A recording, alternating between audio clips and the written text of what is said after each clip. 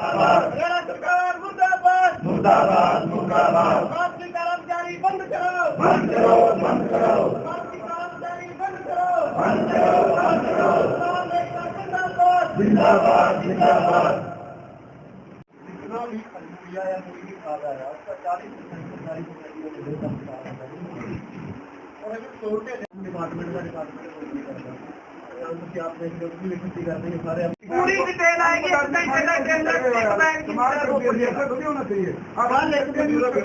Cycle से 2 कट्टे लाके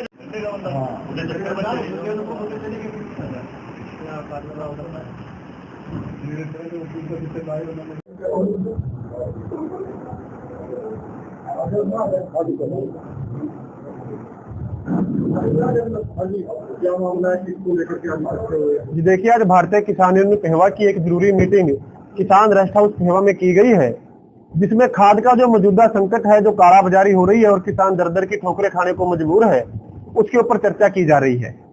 बड़े दुख की बात है कि कृषि प्रधान देश के अंदर किसान को अपनी फसल के लिए यूरिया, एक जो मूलभूत खाद है, मूलभूत चीज है, वो भी नहीं मिल रही।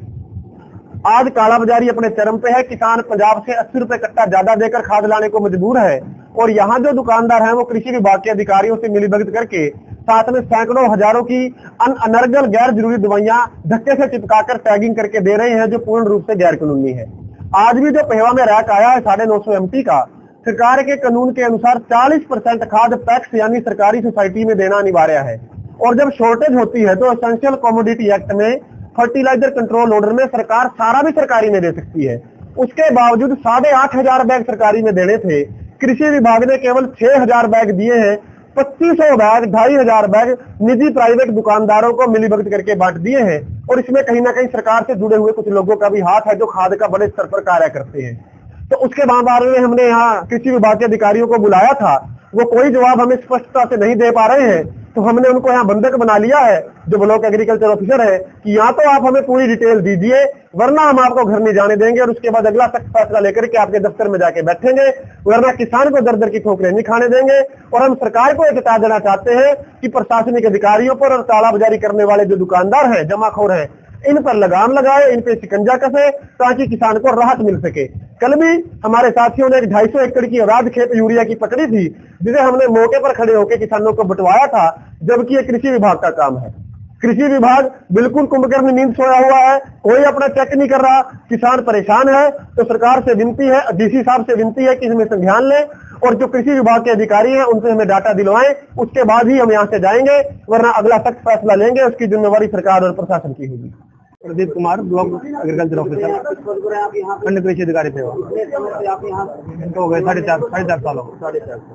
आज ये मुद्दा चल रहा है, इसके बारे में आप क्या कहना चाहेंगे? जो भी खाद आज रैक लगा है, वैसे अभी जैसे मेरे डीडी साहब से बात हुई है, वो कह रहे हैं कि अभी पूरी फाइनल रिपोर्ट आई नहीं है कि कितना रैक हमारे पास, कितना डाटा आया है।